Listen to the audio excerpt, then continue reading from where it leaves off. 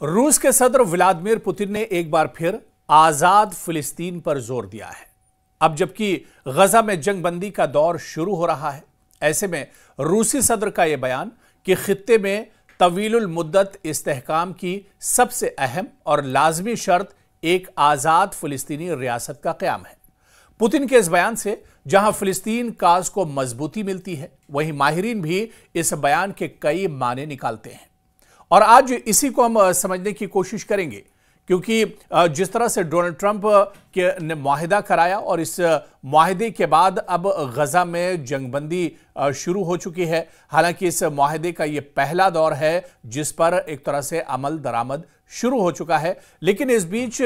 रूसी सदर पुतिन का जो बयान है और उन्होंने एक बार फिर से दोहराया है कि आज़ाद फिलिस्तीन वक्त की ज़रूरत है और आज़ाद फिलिस्तीन जो एक लंबे वक्त से मुतालबा रहा है फिलिस्तीनियों का, वो आज़ाद फिलिस्तीन रियासत एक तरह से मिलना चाहिए। इस बयान के आखिर माने क्या कुछ हैं, किस तरह से इस बयान को देखा जाए, क्योंकि एक तरफ इजराइल जिसकी बुरी नज़र एक तरह से फिलिस्तीन पर बहुत पहले से एक तरह से बनी हुई है और मशरिक़ वुस्ता में ये एक तरह से लड़ाई की एक बड़ी वजह रहा है, कशीदगी की एक बड़ी वजह रही है। अमेरिका भी यहाँ पर अपना मफाद और फ़ायदा और एक तरह से देखता है और इसके अलावा अब एक और सुपर पावर यानी रशिया और पुतिन भी मशरिक़ वुस्ता पर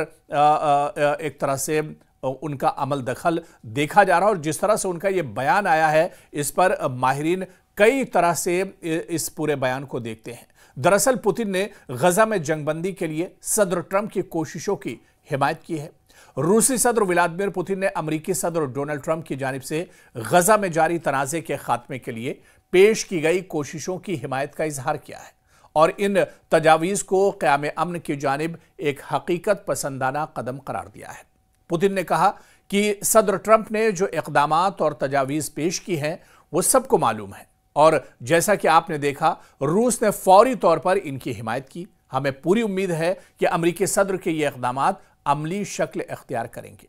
पुतिन ने मजीद कहा कि यह मंसूबा अरब और इस्लामी दुनिया की जानिब से मुस्बत अंदाज में कबूल किया गया है और इसके मुकम्मल निफाज को खित्ते में देरपा इस्तेहकाम के लिए उन्होंने ज़रूरी करार दिया है। पुतिन ने दो टूक अंदाज में इस मौके पर कहा कि रूस का मशरिक़ वुस्ता के हवाले से मौक़िफ़ हमेशा एक जैसा रहा है और वो ये है कि वहाँ के मसाइल सियासी और सिफारती ज़राए से ही हल किए जा सकते हैं। हम हर उस कोशिश की हिमायत करने के लिए तैयार हैं जो खुरेज़ी को रोकने और अमन कायम करने के लिए हो। उन्होंने जोर दिया कि खित्ते में तवीलुल मुद्दत इस्तेहकाम का सबसे अहम और लाजमी शर्त एक आज़ाद फिलिस्तीनी रियासत का क़याम है। तो रूस के सदर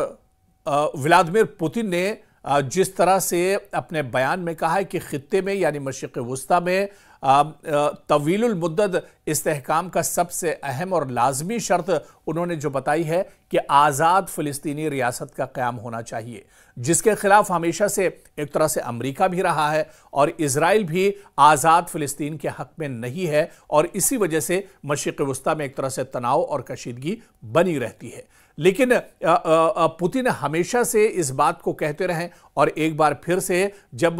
गजा में जंगबंदी हो रही है, गजा में जब मुआहिदे का जो पहला दौर है वो शुरू हो रहा है, ऐसे में पुतिन का ये बयान बहुत माने रखता है। उन्होंने एक बार फिर से दोहराया है कि मशरिक़ वुस्ता में और इस पूरे खित्ते में सुकून और पीस और अमन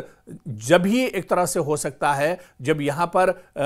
एक तरह से एक आज़ाद फिलिस्तीनी रियासत का क़याम हो सके। यानी पुतिन आज भी अपने बयान पर कायम है और वो चाहते हैं कि आज़ाद फिलिस्तीनी रियासत का क़याम होना चाहिए। यानी एक तरह से व्लादिमीर पुतिन, डोनाल्ड ट्रंप और इसके अलावा बिन्यामिन नेतन्याहू की सोच से हटकर वो इस पूरे मसले को सोच रहे हैं और जो फ़िलिस्तीनियों की मांग है, जो मशरिक़ वुस्ता के लोगों की मांग है कि आज़ाद फ़िलिस्तीनी रियासत का क़याम होना चाहिए, उसी बात को एक तरह से यहाँ पर व्लादिमीर पुतिन आगे बढ़ा रहे हैं। पुतिन के मुताबिक मास्को मशरिक़ वुस्ता में जारी हालात पर करीबी नज़र रखे हुआ है और वहां के शराकतदारों के साथ मिलकर तनाज़े के हल में किरदार अदा करने की कोशिश कर रहा है।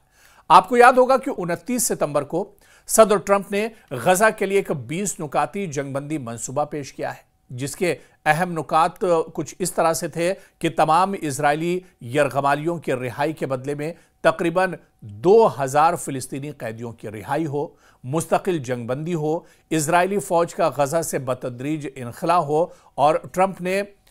ये बाकायदा ऐलान किया कि इस मंसूबे के पहले मरहले पर इजराइल और हमास के दरमियान मुआहिदा हो चुका है। मंसूबे के दूसरे मरहले में आप देखिए, क्योंकि अभी इस मंसूबे का पहला मरहला शुरू हुआ है, लेकिन इस मंसूबे का और इस मुआहिदे का जो दूसरा मरहला है वो कुछ इस तरह से है कि गजा में नई हुकूमत का क़याम होगा। अब गजा में नए सिरे से यानी सरकार होगी, यहां पर अब एक नया इक़्तिदार होगा और नई हुकूमत का क़याम होगा जिसमें हमास का कोई किरदार नहीं होगा। ये इस मुआहिदे के हिसाब से है। फिलिस्तीनियों और अरब और इस्लामी ममालिक की मुश्तरका सिक्योरिटी फोर्स यहां पर कायम की जाएगी। हमास को गैर मुसल्लह किया जाएगा, यानी हमास के जो हथियार हैं वो छीन लिए जाएंगे और उनको गैर मुसल्लह कर दिया जाएगा, यानी उनकी जो कमर है, उनकी जो ताकत है वो एक तरह से तोड़ दी जाएगी। गजा की तामीर नौ के लिए अरब और इस्लामी ममालिक माली इमदाद फराहम करेंगे। फिलिस्तीनी अथॉरिटी का किरदार महदूद हद तक इसमें शामिल होगा। ज़्यादातर अरब और मुस्लिम ममालिक ने दरअसल इस मंसूबे का खैर मकदम किया है, ताहम कई हुक्काम का कहना है कि इस मंसूबे की कई तफसीलात पर मजीद बहस और मुज़ाकरात की ज़रूरत अभी भी है ताकि इसे मुकम्मल तौर पर नाफिज किया जा सके। और कहीं ना कहीं इस डील को दरअसल व्लादिमीर पुतिन भी शक की नज़र से देख रहे हैं और इसी वजह से उन्होंने कहा कि आज़ाद फिलिस्तीन रियासत की ज़रूरत है। तो कहीं ना कहीं जिस तरह से ये पूरा मामला सामने आया है, ऐसे में इसे समझा जा सकता है। और क्योंकि जब दो बड़ी जो ताकतें हैं वो कहीं ना कहीं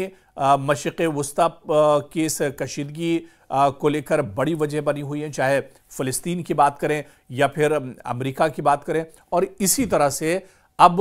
क्योंकि पुतिन और रशिया भी इसे अब बहुत अच्छे से समझ रहा है कि दरअसल अमेरिका की भी नीयत साफ नहीं है और अमेरिका इससे पहले भी कह चुका है कि गजा पर जब मुकम्मल कंट्रोल होगा या गजा पर असर-ए-नौ यहाँ पर सरकार बनेगी तो उसमें कई चीज़ें दरअसल निकल कर आ सकती हैं। अमेरिका भी यहाँ पर अपना फ़ायदा एक तरह से देख रहा है, अमेरिका भी यहाँ पर कंट्रोल करना चाह रहा है और इसी वजह से उसने कहीं ना कहीं